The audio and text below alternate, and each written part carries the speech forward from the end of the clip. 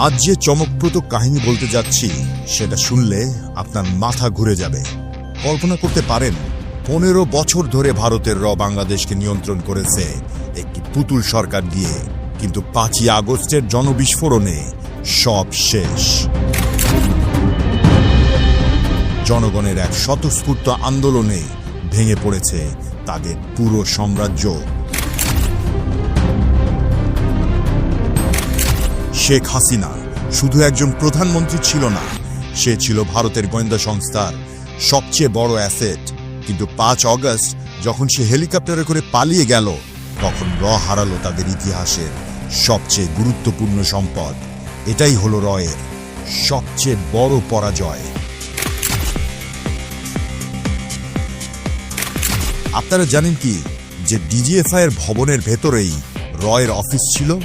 হ্যাঁ, ঠিকই শুনেছেন। 2009 সালের বিডিআর বিদ্রোহের পর ডিজিএফআই এর অফিসে তাদের কন্ট্রোল রুম বসায়। তারা সেখান থেকে বাংলাদেশের সব সামরিক তথ্য ভারতে পাঠাতো।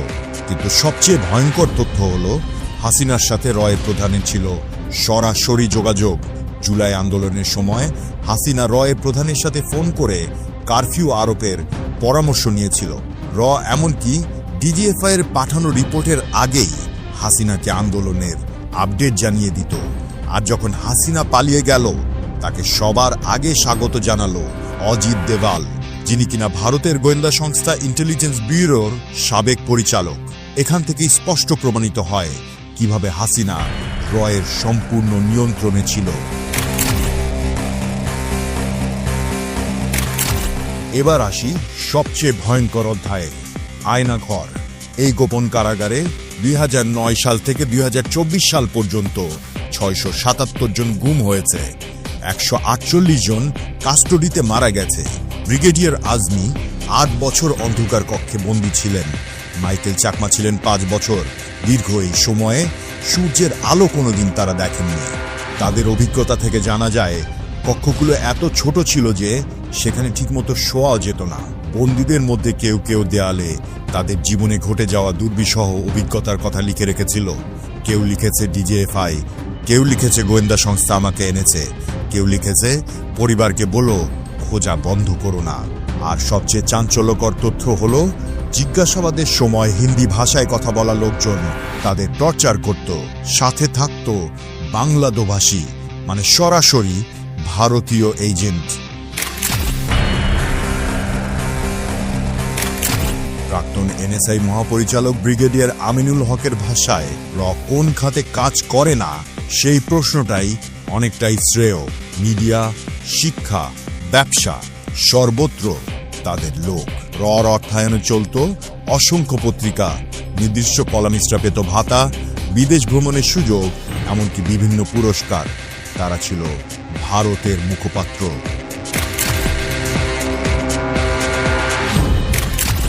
জানেন কি জুলাই আন্দোলনের সময় প্রধান কি বার্তা দিয়েছিল?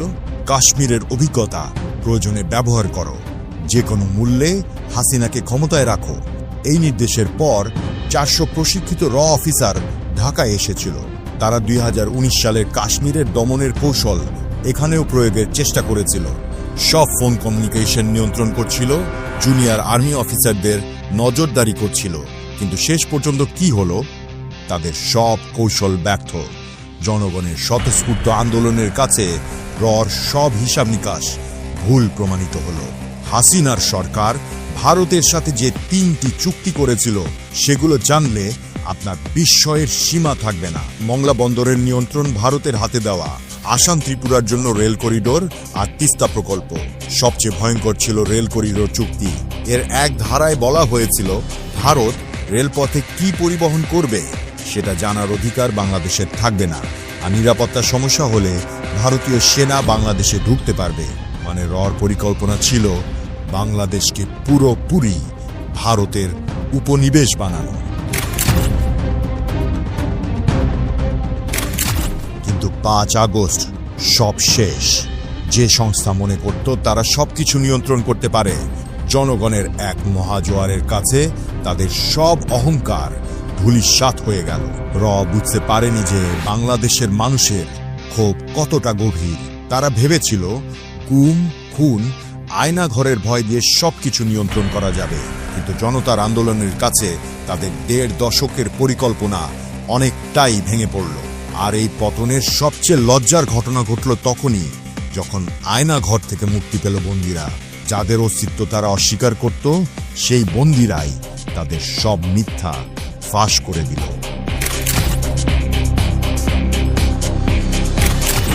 শেখ হাসিনার পতন শুধু একটি সরকারের পতন নয়, এটি রর ইতিহাসে সবচেয়ে বড় পরাজয়। এটি প্রমাণ করে দিয়েছে যে যত শক্তিশালী গোয়েন্দা সংস্থাই হোক, জনগণের স্বতঃস্ফূর্ত আন্দোলনের কাছে তারা অসহায়।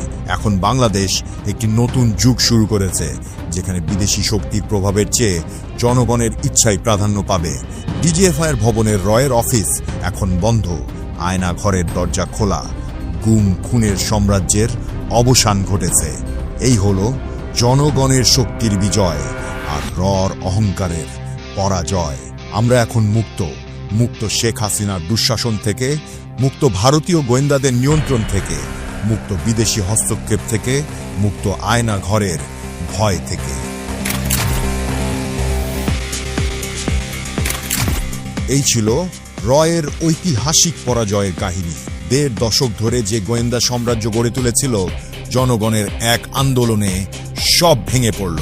এই গল্প প্রমাণ করে যে শেষ পর্যন্ত জনগণের শক্তি সবচেয়ে বড় শক্তি। কোনো বিদেশি গোয়েন্দা সংস্থা, কোনো পুতুল সরকার জনগণের ইচ্ছার বিরুদ্ধে কোনো দিনই টিকতে পারবে না। এই ভিডিওটি লাইক, কমেন্ট এবং শেয়ার করুন।